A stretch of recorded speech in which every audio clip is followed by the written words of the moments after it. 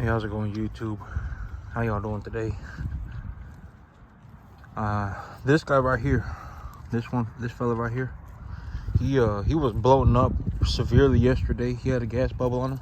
Hey, whoa. Walking up behind these animals. Don't want to startle him.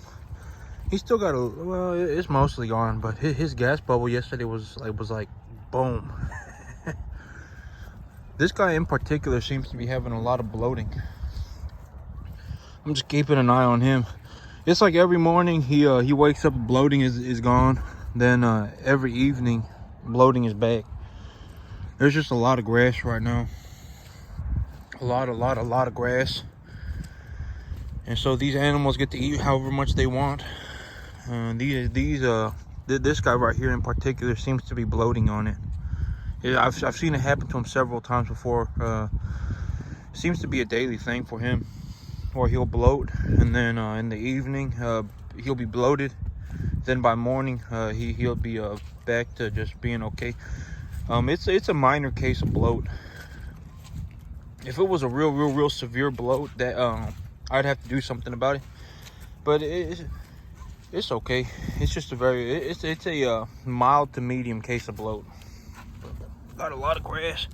I know that on camera this field looks real green, and the grass looks well, the grass is like probably 4 or 5 inches tall, and this field looks real green. But when like looking at it real close, about 30% of this green on this field is actually weeds.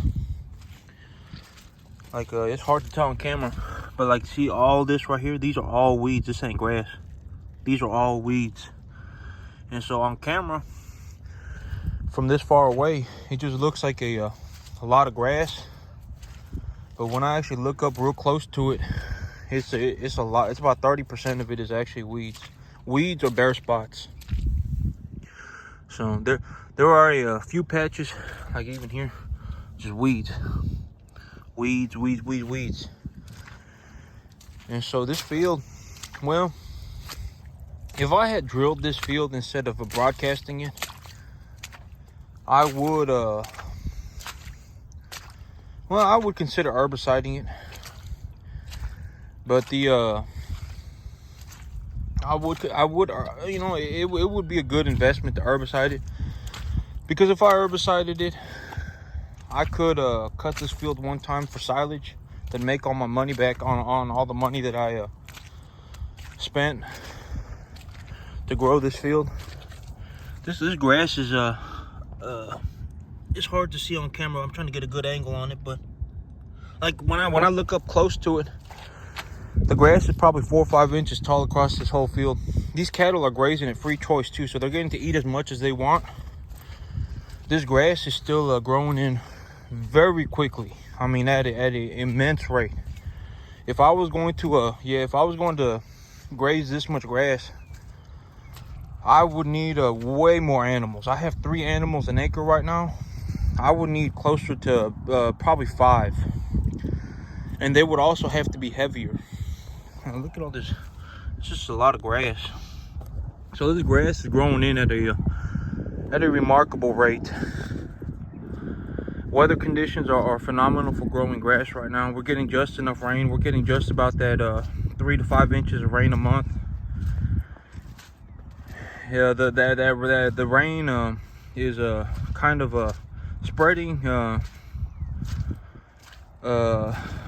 It's like it happens, and then 1 week later it'll rain again, and 1 week later it'll rain again.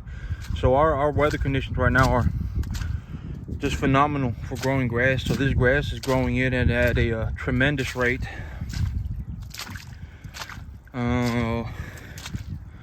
Yeah, when I take a mental note of how many animals it would take to graze this much grass, I would probably, if I was going to raise 4 weight animals, I would need probably closer to 70. I would probably need about 7 animals an acre. If I was going to raise 5 or 6 weight cattle, it would be a fewer amount, because the larger an animal is, the more they'll eat. And so, like right now, I would estimate that my herd is somewhere between a 4.5 to 5 weight average weight. And so with 3 animals an acre at this weight, there's just way too much grass for him. Like, look at this guy, huge gut. And I mean, he's got a big old pasture belly on him, hay belly. And it's not even 8 o'clock in the morning yet, and he's already got a full belly. So, but they're gonna eat like this all day, and then by the time it hits evening time, gotta be keeping an eye on them for bloat. It's actually a daily thing at this point. I'll walk around this field in the evening time to keep an eye on bloat, just because I'm starting to notice that about 10% of my animals are bloating every day, just slightly. It ain't like terminal bloat.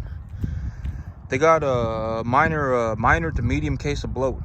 Oh, he just coughed that grass back up. I guess he didn't like that. But he's probably got something in his mouth.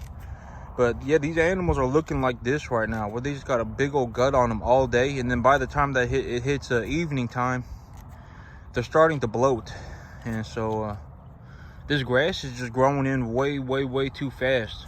Big problem with this grass right now is that the biomass density of this grass is too low for me to consider ensiling it, for me to consider growing this grass for silage. Because if I was going to grow this grass for silage, I mean, in all honesty, I probably could, but I would need to herbicide it again. See all these dirt patches everywhere?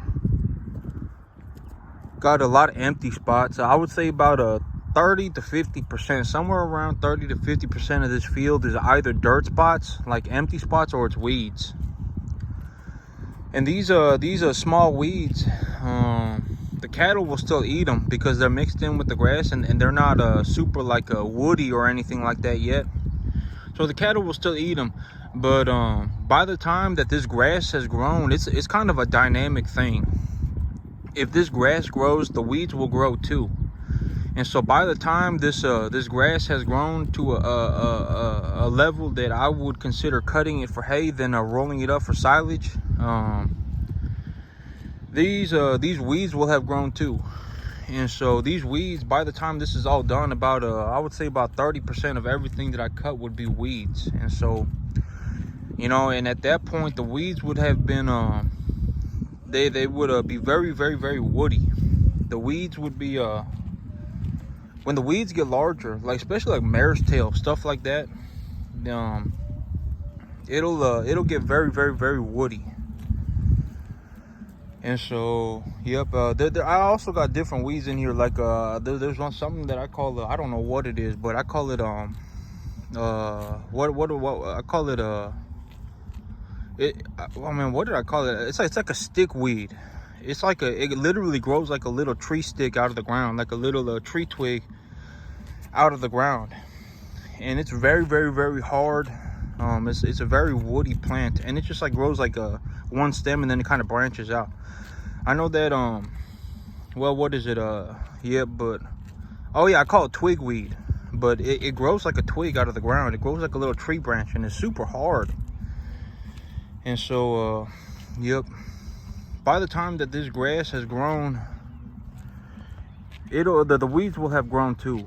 And so by the time I would cut this for hay, about 30% of everything that I cut would be a weed, because the weeds, they grow fast too. And so if I was going to cut this for hay, I would well, I would need to herbicide this right now, because when the weeds get too big, the herbicide it won't work like it should. So yeah, if I was going to cut this for silage, if I was going to cut this for hay, I would want to herbicide it right now.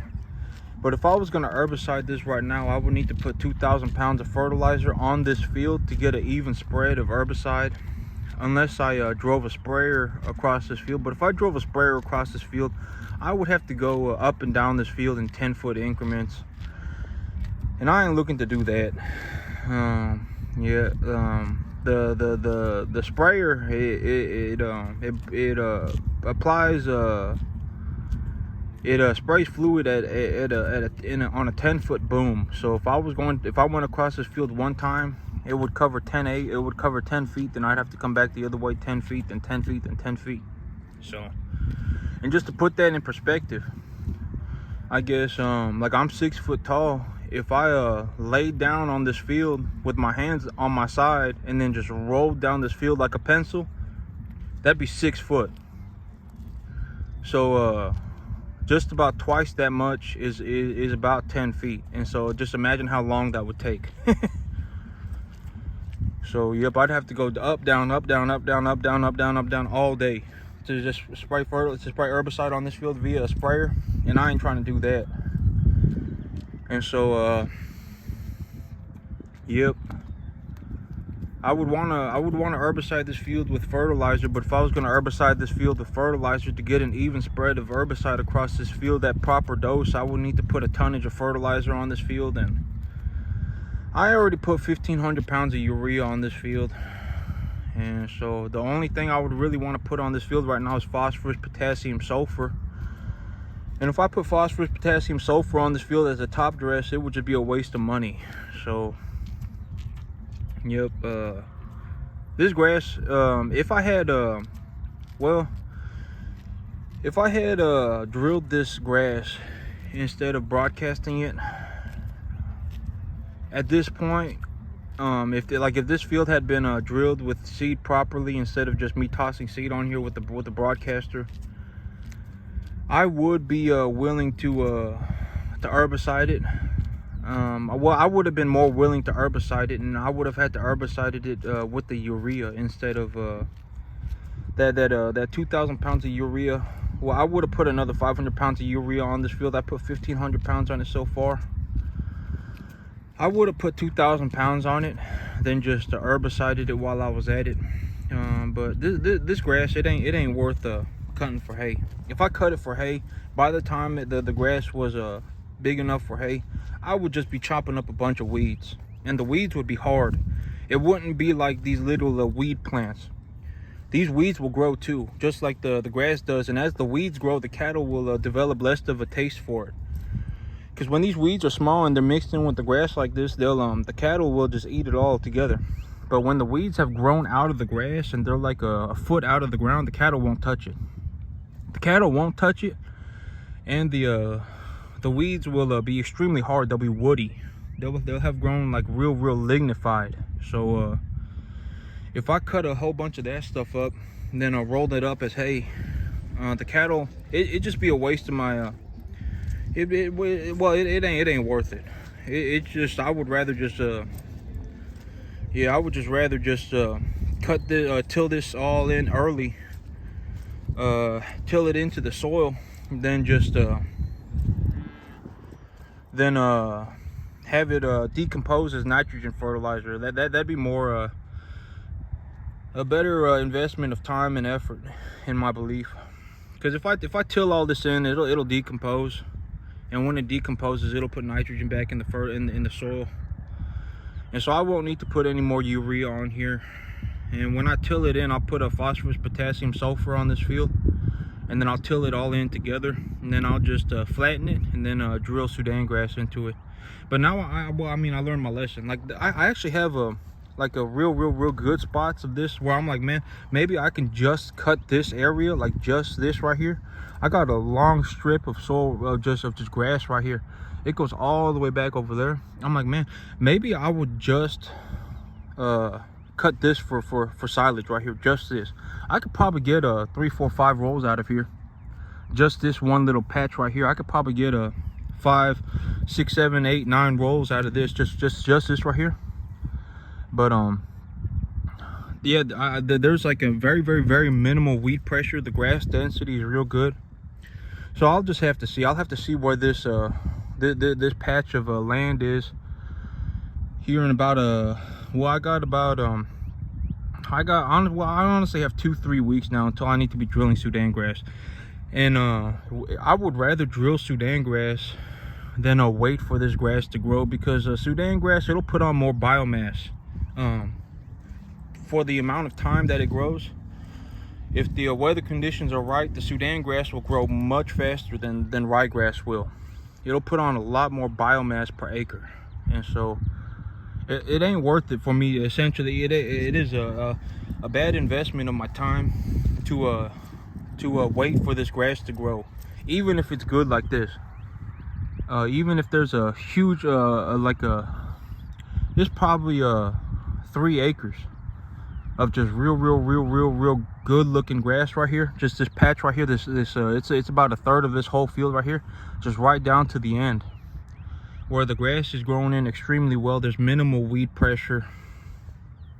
So, but it just ain't worth it. I would rather grow Sudan grass. When the weather conditions are good, I would rather grow Sudan grass instead of waiting for this ryegrass to grow. And so, yep, it's okay. Well, the good thing about this is that the cattle have more than enough to eat for the rest of the time they're here. They are showing signs of just having eaten too much. They got a lot of bloat going. Got a bloat on 10% of my animals is on a daily basis. Is something to keep an eye on, but it is a very early to medium stage of bloat. If it was getting close to terminal bloat, I would have to do something to pull these animals off of the grass, or they could collapse. But yep, I mean, these animals definitely have more than enough to eat. They are eating constantly all day, and the grass is still growing in way faster than they can eat it. So that's good. But you know, this guy right here, look at these animals. They look good. They're obviously showing zero signs of being hungry, right? Ain't got any ribs showing. They're good full animals. So yep, okay, that's it for me today, YouTube. Y'all have a good one.